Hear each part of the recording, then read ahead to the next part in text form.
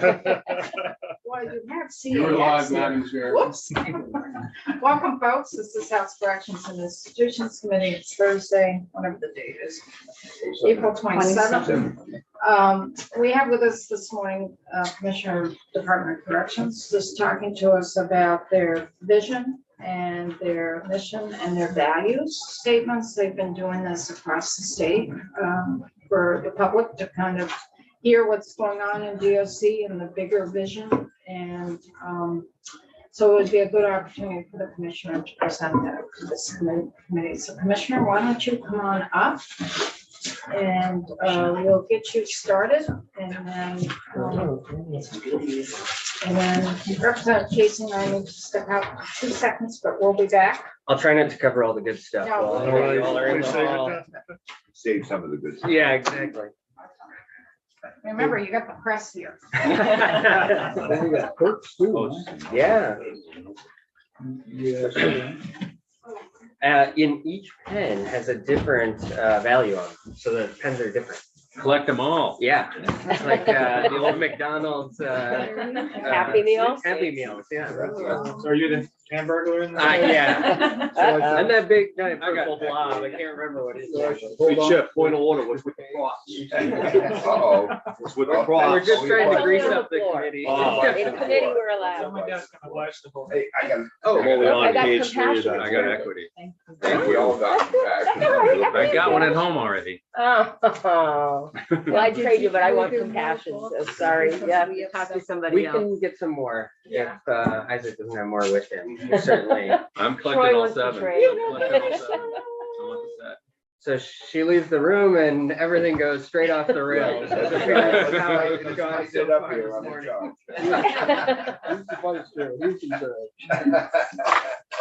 All right, Commissioner, take it away. Well, great. Thank you guys very much for having us here this morning. My name is Nick Demel. I'm the Commissioner of the Vermont Department of Corrections.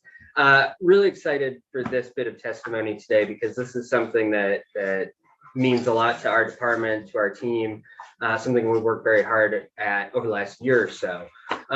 So I think we have it on the screen here. You have a copy. This is the renewed mission, vision, and value statements for the Department of Corrections. We spent the month of April going to every facility and every field office across the state, as well as our central office, meeting with staff members of the Department of Corrections, community partners, law enforcement partners, our criminal justice center partners, state's attorneys, judges, defense counsel, to collaboratively kind of launch this effort. But let me take a step back and tell you kind of how we got here. So the last time the department updated its mission, vision, value statement was 1989. Some 30 plus years ago. And it's interesting because those statements are still mounted on the walls of many of our facilities and will soon be replaced by these. Some of those still hold true. Many of the words, the values, the vision, there's a lot that still resonates with us today. But there's a lot in there that doesn't. And there's a lot that was not said in there that today is very important to us, concepts like equity. And so it was well past due for us to update those statements. And we recognize that. As we've gone around the state talking to our team about these things, though, we've really been highlighting that our department is coming up on a turning point. We've largely stabilized after the COVID-19 pandemic, which was a massive impact on our system. We are stabilizing our staffing crisis, not as quickly as we want, but we are certainly making progress there. And so as we start to stabilize our system, we began to think about where we wanted to take the department in the future. But in order to do that, we needed a couple of key cornerstones in place. On the one hand, we have a highly engaged, highly motivated, and mission-driven staff. It's the greatest resource we have in the Department of Corrections, and we're trying to find new ways to invest in that group.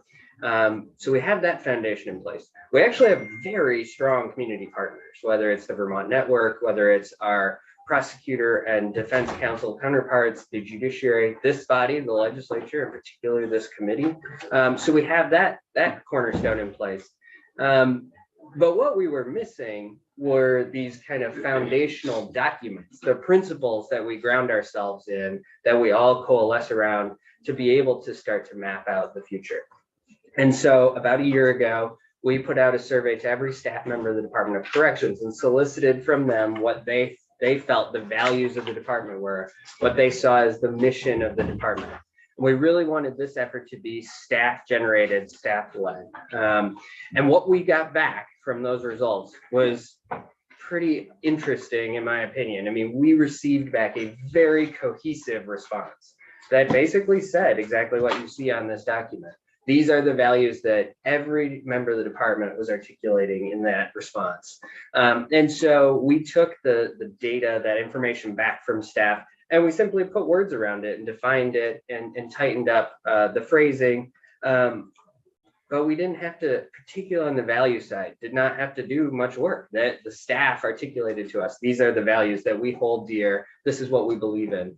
On the mission front, though, one thing that struck us was we'd always viewed our staff as the executor of the mission. We hand them the mission, or they see the mission, they go out and do the work. They do it in the facilities, they do it in the field. What we had never done, though, was call out the mission that we have to our staff. And so for the first time, we incorporated that right into our mission statement, that part of the mission of the department is to our staff as well. And so we did that by saying that we support staff wellness and that we were going to create rewarding career opportunities. And it was one way to both symbolically and operationally push that right up front as part of our mission. And I think as a result of those investments, we will get an even more motivated and mission-driven staff who are really out there doing the people's work across the state. So that is where it left us. We spent the month of April deploying this around the state. From here, we set a couple of priorities, and we actually did that kind of concurrently to this. And our plan is to use this to begin to design our strategic roadmap for the future. And so we'll spend the next bit of time beginning to map that out so that we can set the course that we want. We can design the future for the Department of Corrections. We can continue to innovate our workforce so that we're not just the receiver of our fate, but we actually set our own destiny and design where we're going to be 5 years from now, 10 years from now, and begin to look even further afield from that. So I will pause there. I'd be happy to talk through any piece of this, but I do really appreciate your interest in this topic. It's deeply important to us, and we've got a very positive response from our staff, from our community partners, and so I'd be happy to talk about any part of that. Oh, yeah, a whole bunch. Eric, Michelle, and Troy. When I was on at Rutland P&P and you were laying this on out, wasn't creativity on the values? I think it's on the 89 version. I thought when you laid it on out, the first one there, creativity was in there somewhere. I may be wrong, but We have in the mission front, we have an innovation, well, it's actually in both, which I think is our contemporary way of thinking about that. It's not, we do want creative ideas in our system, but we also need to innovate things that don't exist yet. And I think a lot of our system is ripe for rethinking and coming up with the thing that we haven't actually thought about yet. I see creativity more as a value, absolutely. Okay. Michelle and Troy. Yeah, so I just wanted to clarify a little bit. I love this, but I'm wondering on the mission in particular, do you consider this to be a statement of sort of aspiration, or how far towards these goals do you think you are? Because I look at some of these and I think about testimony we've had in this committee, and it really feels like we're not there yet on a few of them. And so I guess I'm just wondering if you could speak a little bit to that, like particularly like we create rewarding career opportunities. We've heard from correctional officers how you can be in for such a long time and there's very little room to move. Mm-hmm. So I guess I'm wondering if you could speak a little bit to that issue. What do we have versus where we're going, and how long do you expect it'll be to get there? Yeah, so it's a fascinating question. We've talked a little about this when we're out in the field and facilities. We purposefully designed these documents to leave some things open to interpretation because some staff will view pieces as differently than others. But we needed a cohesive kind of centering place where everybody could attach themselves to and begin the work from there. And we left it open that if we laid out a mission we were achieving right now today, we would be doing ourselves a disservice. It needs to be aspirational in nature so that we can continue to make those improvements. And I think that's one of the challenges for the Department of Corrections is historically we have operated about an inch from our face, dealing with the things that are right in front of us and not getting over the horizon and thinking about what is coming and how we prepare ourselves for that or set that for ourselves. So I think your question is right to highlight we're not achieving perfectly in any of these boxes. I do think we're making meaningful progress in every box, and some things we're farther in front on than others. One question that we got when we were in the field was also around restorative justice practices, because this mission statement applies to the entire department, not just the field or not just facilities, not just the central office. And so we have a robust restorative justice investment in our field sites and probation parole sites across the state. But we haven't done much restorative justice work in the prisons themselves, in the facilities. And so that's an area where we'd love to continue to expand that work, but we're not quite there yet. Putting it though as part of our core mission prioritizes that, and I think forces us to really push forward on these fronts. And so I think much of this is aspirational, but we are, I think, purposefully achieving in a lot of these different boxes. Troy? So I've been in my other job, I've been in that division for a very long time. So I've seen a lot of different waves of mission statements and value statements. And when it's done really well, and by well meaning kind of generating buy-in from the start, and it sounds like you've had a bit of buy-in from the start, it can do amazing things, right? It's this unified, this is what we're here for, this is what we're doing, this is how we do it. When it's done poorly, it's a bunch of buzzwords, and that's always my worry as we unfold these. So, and you just started talking a little bit about it. I'm curious to know, just get a taste, and I wouldn't anticipate or expect that you have, a 5-year plan laid out. When I see words like restorative justice, restorative practices, when I see words like equity, those are already, like in the lexicon, those are already being bastardized and weaponized. I see equity weaponized on the House floor constantly, and it's frustrating, right? The difference between equality and equity is a fairly fundamental kind of concept that I worry we haven't fully grasped as we start talking about equity. Similar with restorative practices, right? It's a foundational philosophy that's grounded in indigenous approaches to restoring harm.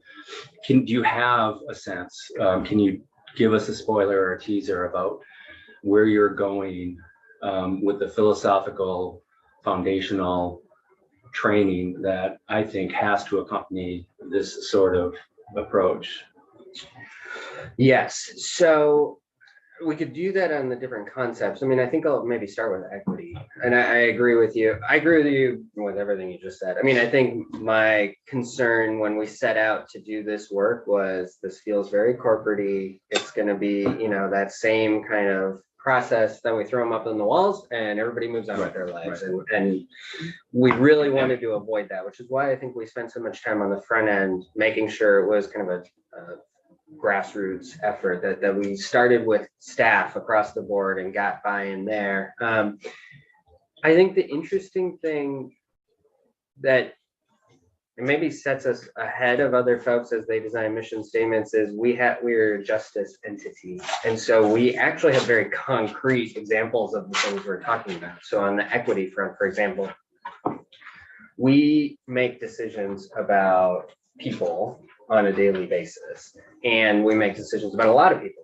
on a daily basis. And so if we were skilled enough, if we had the right tools in place to map that out across our system and see all those decision points, and then look at where disparity happens in those decision points. So does a Black man get a higher sanction discipline for a DR in a facility versus a white man who's similarly situated problem that comes up?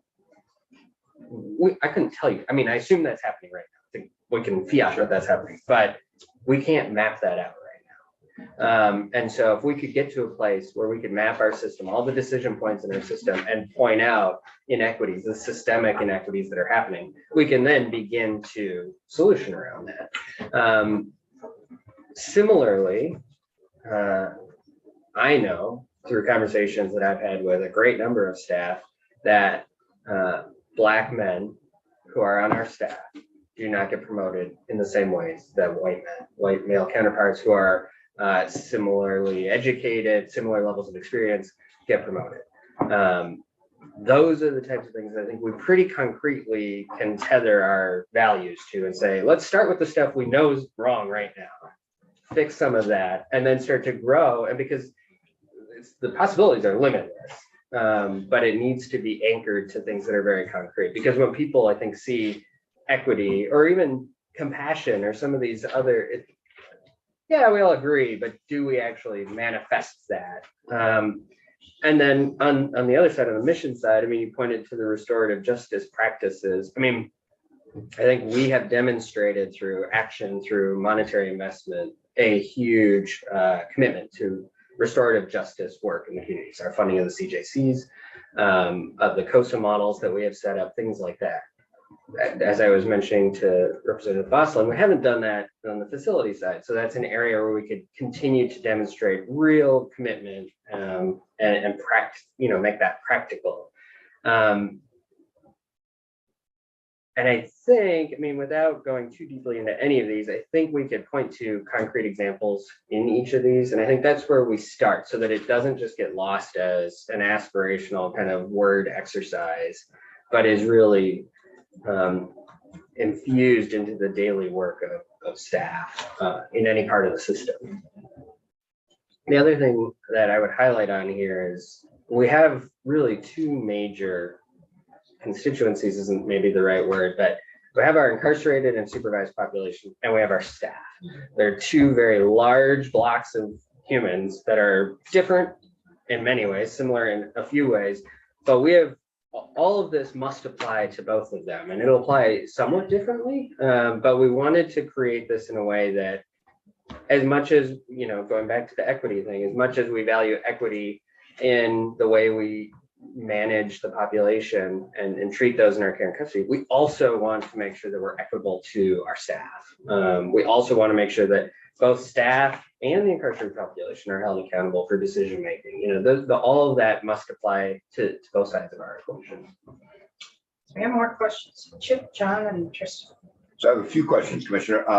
You mentioned personnel. Are we hearing that that issue has progressed since early in the session when you came before us and talked about some of the efforts and retraining and recruiting? Yeah, so that is looking good. Okay, we hit our high water mark of a 30% vacancy rate in security staff last summer. We're down to about 22.5. So we're making progress there. We did just recently agree in principle, and I think the contract has just been drafted, but agree in principle to a side letter extension with our labor partners that would extend the new side letter provisions through the end of fiscal year 24. So we were doing these kind of 6-month side letters, and that was helpful, no question, but it was creating a lot of churn because everyone was worried, like, oh, when the side letter ends, what's going to happen? And we're in this kind of 6-month cycle that wasn't really sustainable. So the new agreement is really for about 15 months. That also gives us time this fall to negotiate the next contract. And so I think the thinking is, without having to worry about the side letter extensions over and over again, let's extend it to the end of the contract. The negotiations this fall should then hopefully alleviate build in pieces that we need. Good to hear progress. So that seems to be progressing well. Good. So I moved to equity and restorative justice. When you speak of restorative justice in the DOC, so many years ago, way before your time, probably when you were in high school, maybe grade school. I also went to middle school. Well, I'm not familiar with middle school. But so restorative justice started in the DOC in your field offices. And it was determined that it was ended because they seem to have a more punitive outlook than the community justice model really represented. But that aside, so I'm thinking in terms of racism exists everywhere in this country, and it does exist in correctional centers as well. So I'm wondering if restorative justice is, or your thoughts on restorative justice would be, if incidents of racism are happening in your facilities, that a restorative practice could come together with inmates that are perpetrating and on the receiving end to see if it can accommodate and maybe change some perceptions so that it makes some progress in racism in your facilities. Is that what's in mind? I'm wondering. I think that's a great idea. I haven't gotten that far in my thinking, so you're way ahead of me. But I think those are the types of principles that we're talking about. I think the thing that most attracts me to the restorative justice work, and we capture it down here in a different part of the mission slide as well, is ultimately we can't force people to change their message, right? Yeah. We can lead folks to and help them to make better decisions or make decisions that are going to be better for the community. And we talk about that in providing opportunities for self-improvement. The restorative justice work really does that in a really impactful way, where it's, hey, do you understand the harm you did to the community? You talk to your victims, you go through these processes that really illuminate, I think, for people, wow, that's not what I was trying to do, and sets up it starts paving these pathways for folks to get out of those cycles and make those choices for themselves. And so I think there's, like I said, there's limitless possibilities on that side of the. Yeah, I think so. I think examination of some of those would be really productive. Yeah. I mean, in New Zealand, I met some women that were part of a restorative justice that had homicide. They would go to homicide and they would bring families into correctional facilities and to meet with the criminal defendants or convicted murderers and have restorative sessions. And they said it was incredibly powerful. Yeah. In that respect. So I was wondering. And I've sat on some of the restorative panels through our CJCs. And if you haven't done that, I'm sure they would welcome you to join for any of those or for some of those. It is a hugely impactful experience. And so I highly encourage that for folks who haven't done that. It really shows you how impactful these things are. It certainly is. I mean, I've been there. So my last question is, what's next? Do we have a plan? We've identified these issues. Where do we go from here? So we set 4 major priorities that we want to focus on, and they're kind of buckets. From there, though, we need to create a plan to operationalize that work, and I think that's the strategic mapping that we'll do next. To say, what do we need to do in the short term? What's our kind of medium term outlook? What's our long term outlook?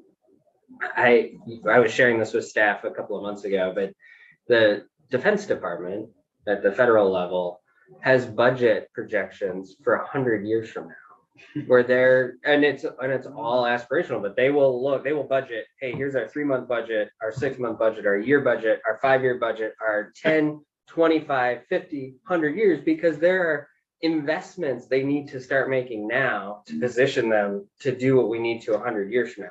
I'm not saying the Department of Corrections should be creating a strategic plan that captures where we'll be 100 years from now. Probably.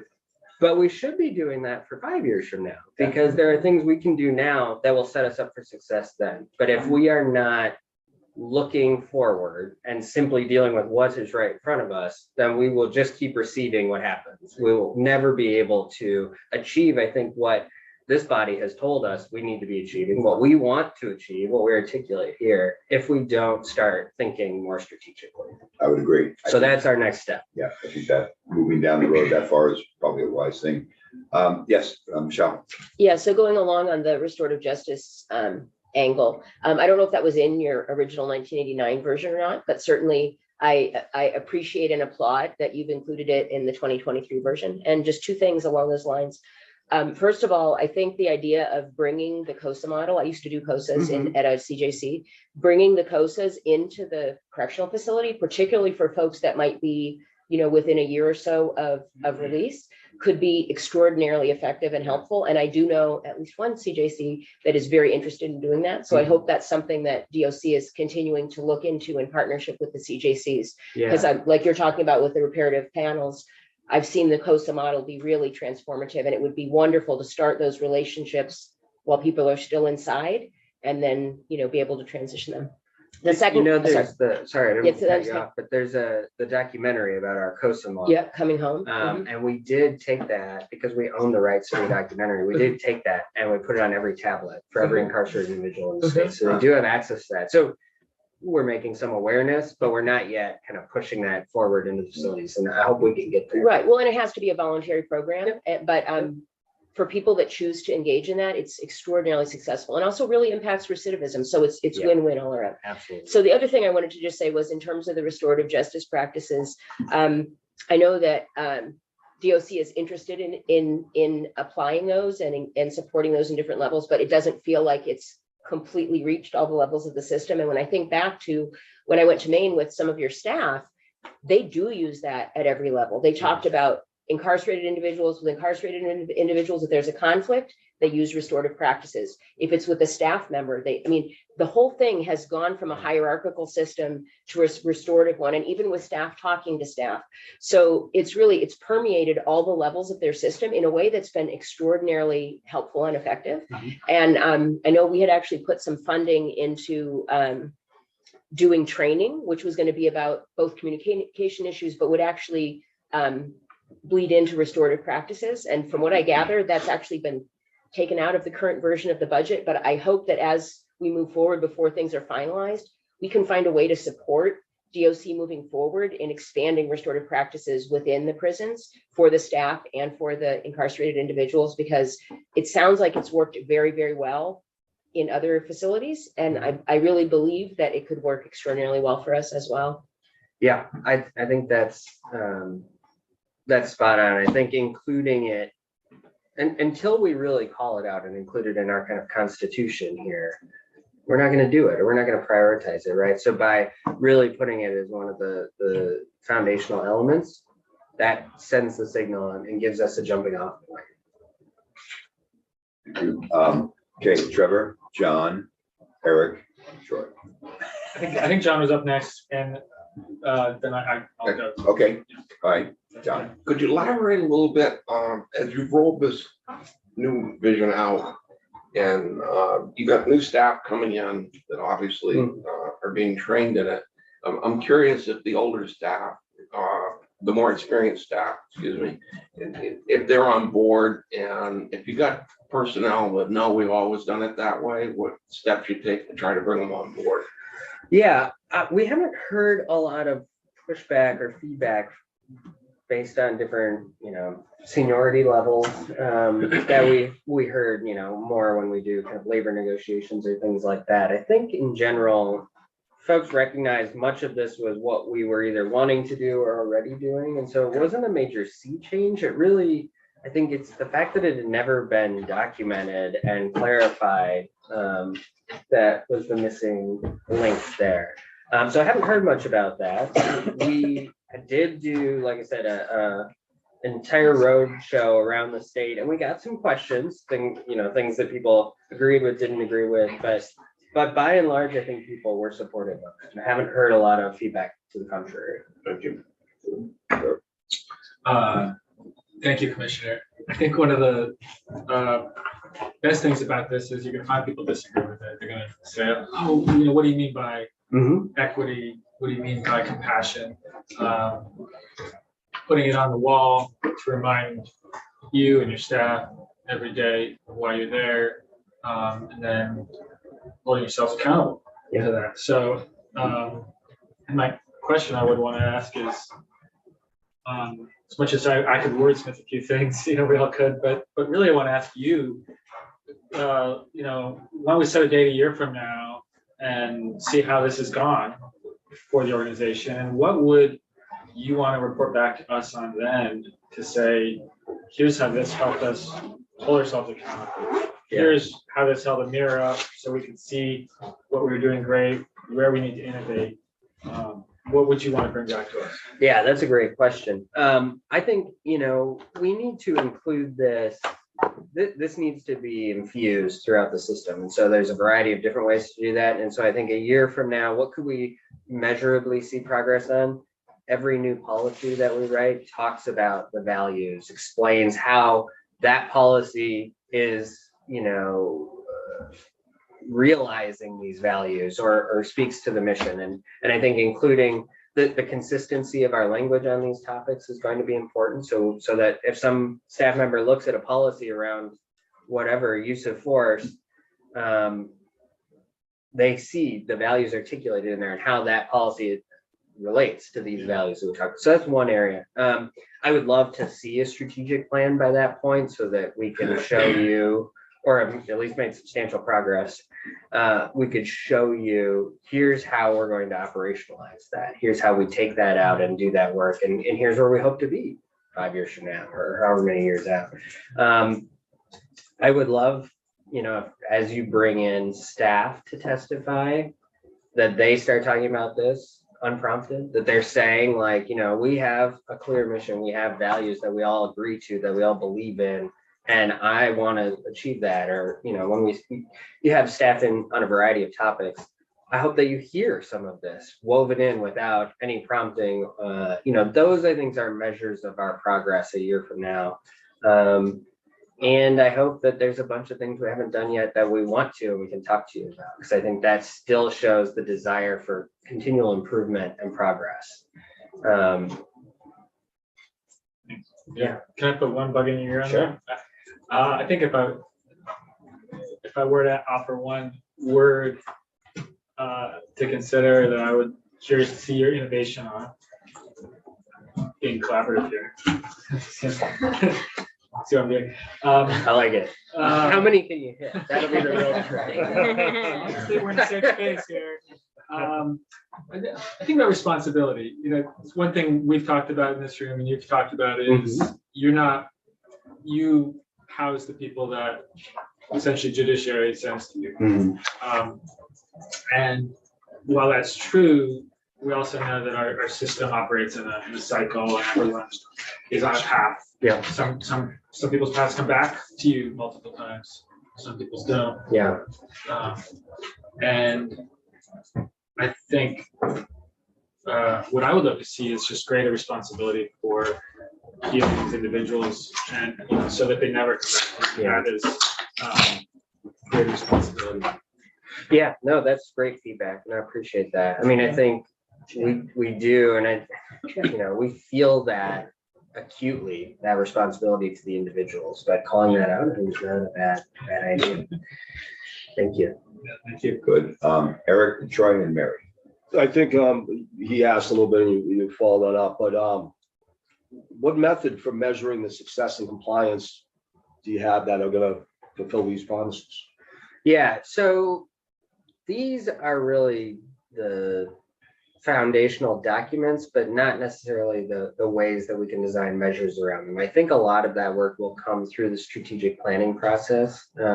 We've been doing some work on that on a staffing project. One of the key things that we wanted to make sure we were capturing in every proposal, every idea that we came up with is, how do you measure the effectiveness of this? Did you make any progress against the thing you said you were going to?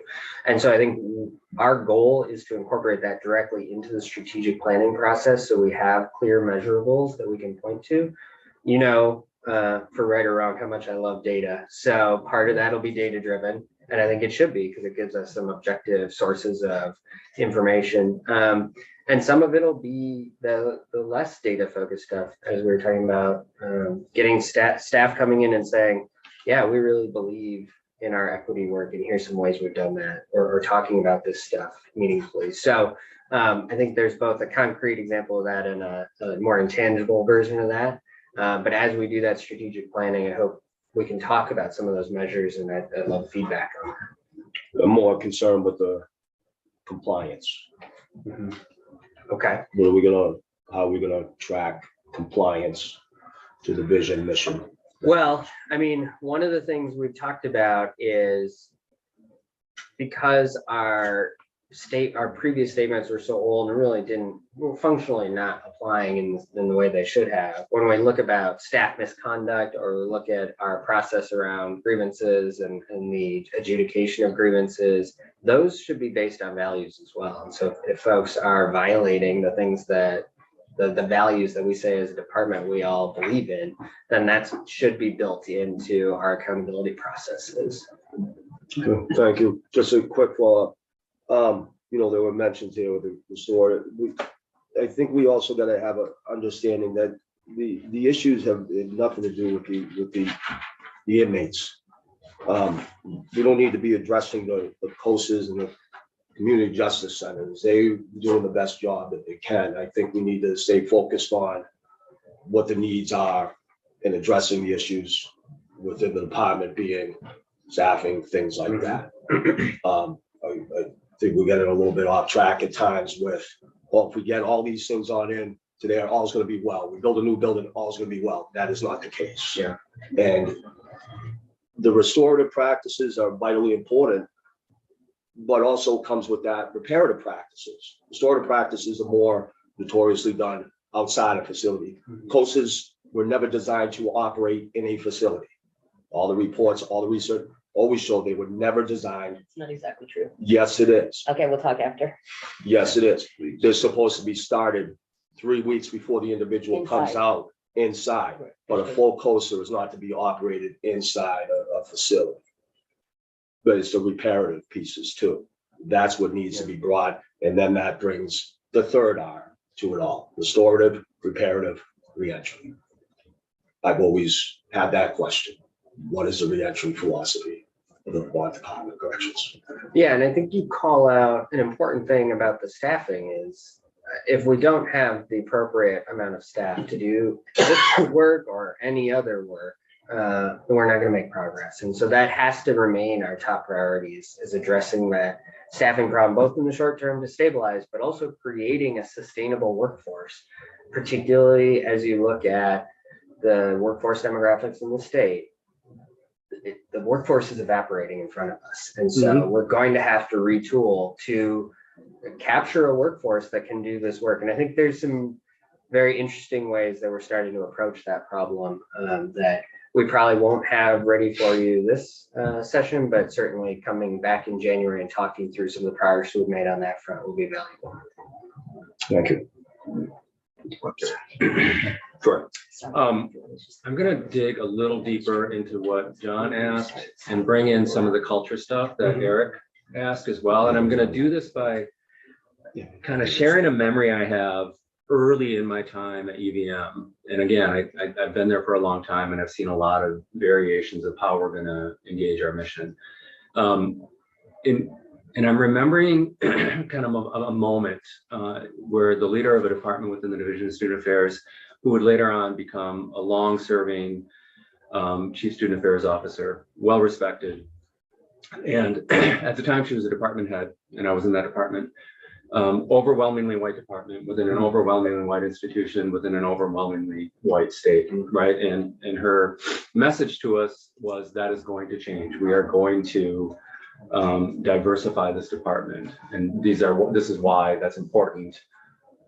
This is it, that we are going to do this. And essentially her message, and I'm paraphrasing here, is you can be on board with this, or you can leave, right? That's not how she said it, but that was essentially the message, like, this is where we're going. And I see you in a similar spot here. This is our mission. So as you're delivering that moment of this is where we're heading, up against some of what John was saying, the pushback, up against a pretty significant culture that needs shifting within the staff and the department.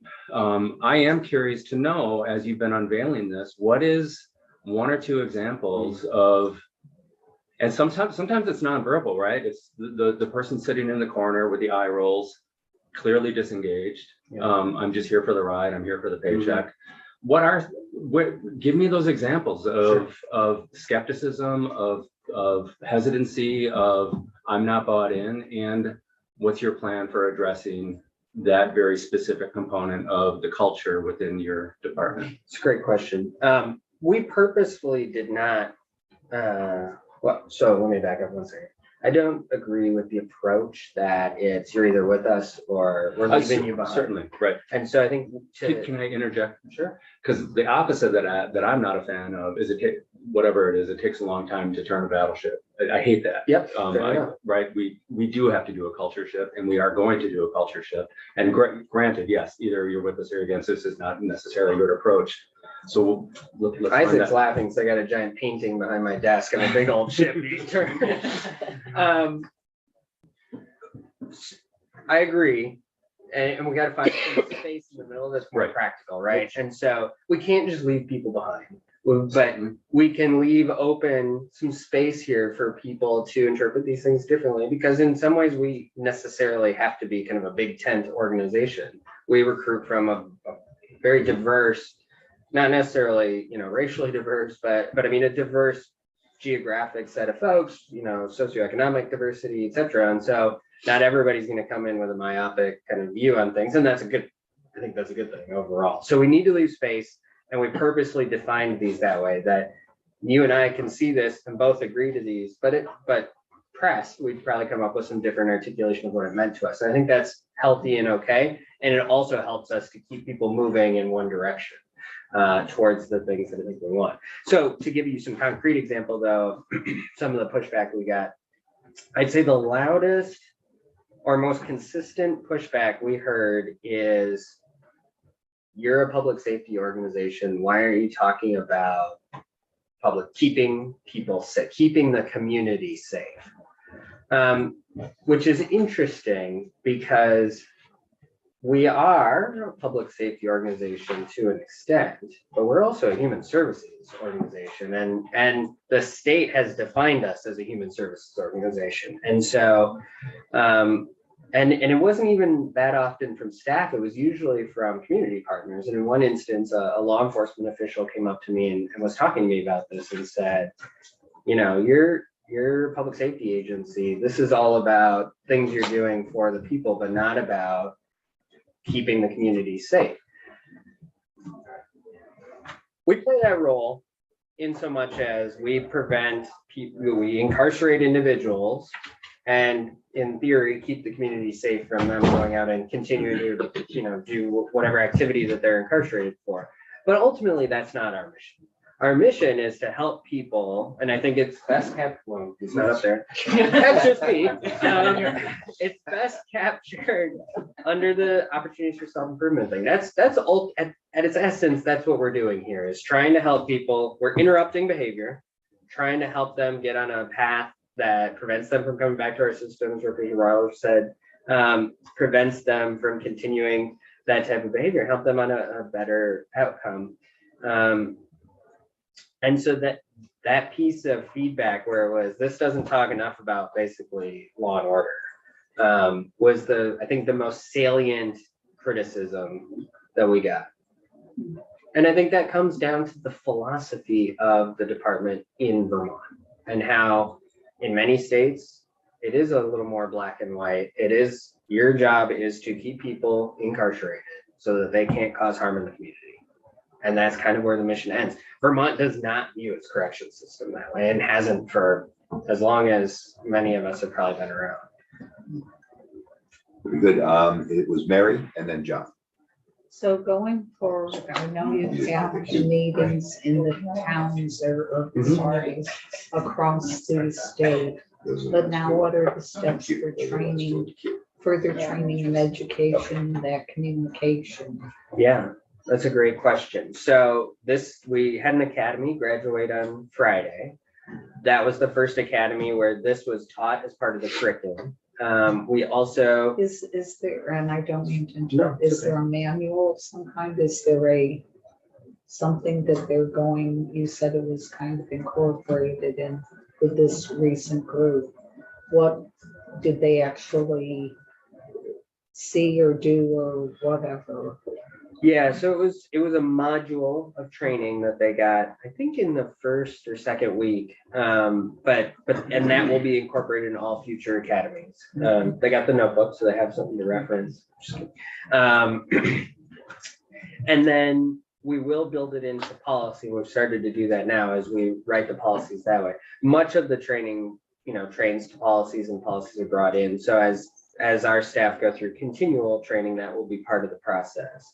We also took down, or in the process of taking down, all the old statements and putting the new ones up. And as we did that, we tried to realign them, put them in places that the public also sees. That's easier, obviously, to do for probation parole office than it is for a facility. But in many of the probation parole offices now, you walk in and they'll be on the wall, not just for our own staff to see and digest, but also for the public to see and digest.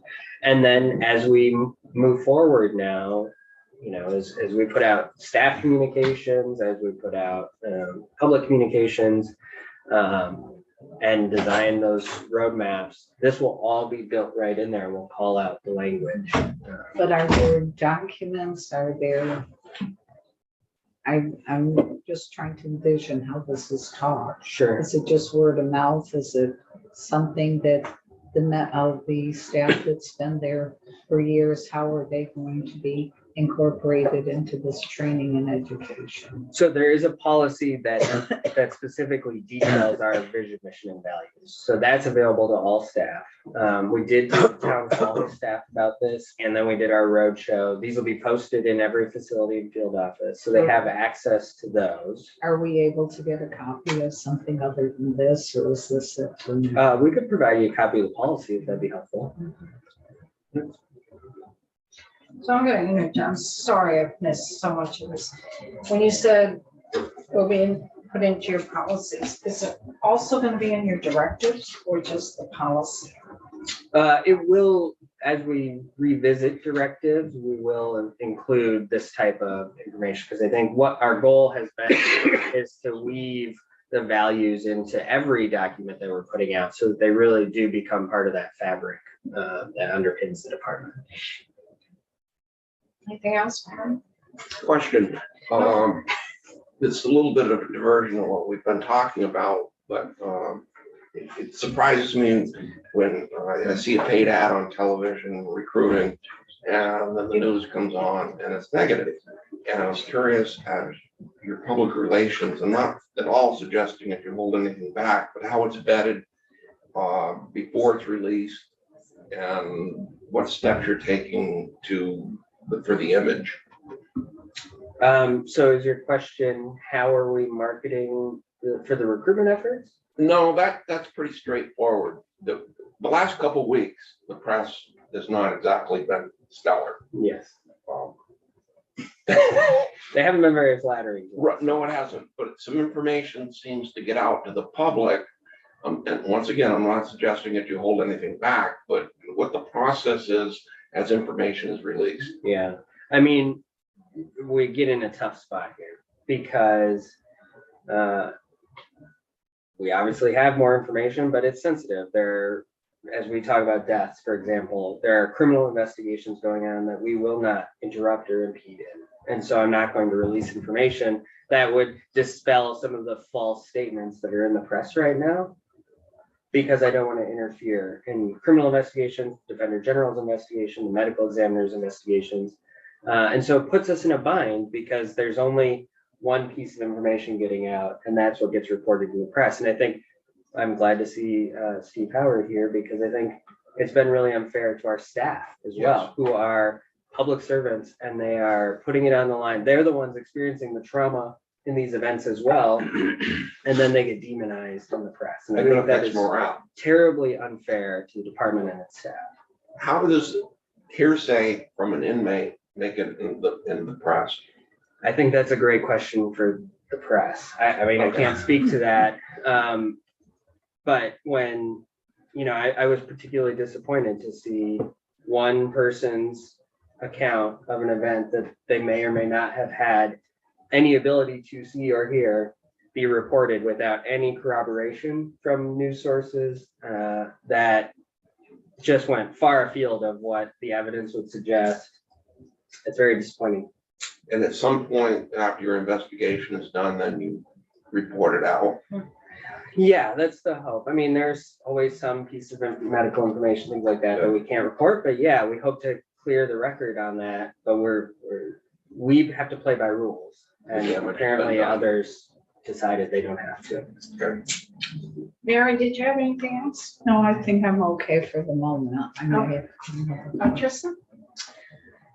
Thank you, Commissioner, again. I think to go back to an earlier comment of, in a way, I think if DOC was really meeting the human services objectives that we've set out for you, then public safety would also be improved vastly because Yeah, absolutely. I think it's that's all right. very holistic how Vermont looks at it, and that's as it should be. I think just one more comment to sort of bug in your ear for the future, really. I would just, if I might, Yeah. just to add, I mean, you highlighted it earlier. We basically are just the caretaker when we get people at the end of the line, right? So if the upstream human services processes were working well, that would, and I don't mean the state even, I mean, just in community in general, if the communities were serving the folks better, we wouldn't have as many people incarcerated. We wouldn't be getting the outcomes where they end up in a prison, they end up in a hospital, they end up unhoused. Well, I've said this, I don't think I've said this in committee out loud, but I've said this out loud to constituents, that it's been remarkable to me getting to know corrections since January, since entering the legislature, and getting to know how this is an agency that has its doors open 365 days a year, 24/7, to take custody of people that are in distress, that have been accused of a crime, at least, that have mental health issues, that have physical health issues. Yeah.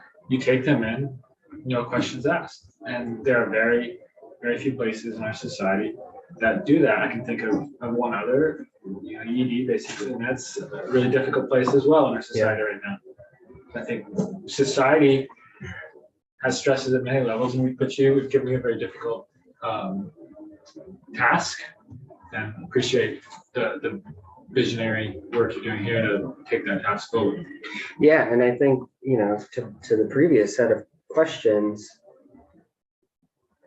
attacking the public servants who do this work for letting people die or permitting this to happen abdicates the responsibility of the rest of the community to that point and says, oh, see, this is corrections. They did this. And that just, I've met hundreds of corrections officers around the state, probation parole officers, and not a single one of them has not demonstrated just a deep degree of humanity and compassion for the folks that we're serving. And it drives me nuts that folks would go out and attack those people for doing their job and doing it really well. But I would agree with you. I think a lot of my colleagues would agree with you and support the department and the good workers. I think the question I would ask is food for thought as you carry this exercise through at the department is, going back to my corporate past, a question I found really useful. Sorry if I offended you earlier by saying it was a corporate exercise then. Oh, it's a totally corporate exercise, which is why I've been here before. This is all kinds of angles to criticize and wordsmith and do better. Yeah, I think the danger is you give yourself this lofty statement and then it sits on the wall. Mm-hmm. We've discussed that. I'll just offer you one of the questions in my corporate past that was really helpful for me in taking an exercise like this and translating it to a marketing team, translating it to people that are working with customers, to the day-to-day of the operations of the company and to the public perception was, where are we falling short? And why, if this is our mission, vision, values, why doesn't the public know this already? Yeah. Where do people think this is? Why don't the customer, basically, in the corporate environment, you think my product is so great and all the customers around the world should be buying it. Why aren't they? Yeah. But I think it starts though with the last time that we did this, I was 2 years old. That's a problem. These need to be more dynamic living documents. They can't just be static signs on the wall that we revisit every third generation. I appreciate that. I think if we come back a year from now, I really want to talk about where you found that you fell short and where you found that the public understanding was mismatched and what you could do. Yeah. I know the press will do what they do, but what can you do No, I think that's fair. And we will learn things in the next year that we're gonna get wrong. And that's okay. That's part of the process. But we need to kind of get back on the horse and make sure we go a different direction. So I'm sorry I missed this. The last time this was really done was during the 80s. Now you're doing math about my age. I asked. She said she doesn't do math in public. But 90s or It was 80s? 1989 was the last time we did the mission vision and values.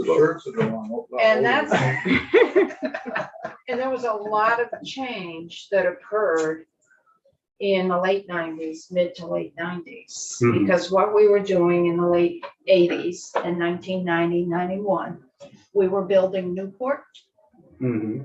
and we were building work camps. Because the numbers kept coming in and coming in and coming in. And next week, will be a good segue to this from 89. Next week, we're gonna have former Commissioner John Gorchak in. Oh. Oh, wow. And he, in about 94, 96, was saying, we can't build ourselves out of this. Mhm. It's not the right direction to go. And he was really instrumental in turning the ship in terms of where we were headed in corrections. And he was working on the old system, the values mission. Although those were pretty fresh at that point. They They've were only been fresh, a but few years he old. could see the writing on the wall. You can't build yourself out of this. Right. Because our population that was being incarcerated was going through the roof. We built Newport. It was a 300-bed facility, and we built a 100-bed work camp with a plan to build another 200-bed work camp and another facility. So he could see we can't sustain this and we can't afford it, and it's not the right thing to do. So he's coming in next week to really start to talk about that and what he put on the table in terms of the direction that we need to go in, and that's what we've been doing since then. Yeah. So it's just real interesting to know the old vision and mission and value statements Yeah. didn't even work 5 years later after they were put in place. Hopefully that doesn't portend anything for our approach. So I'm sorry I missed a lot of this. I know that there were some really good questions. Yeah. I hope that particularly for our staff out there, they don't see this as another plan, another study. That's what was going through my mind, but I think a lot of folks have asked questions that kind of Mhm.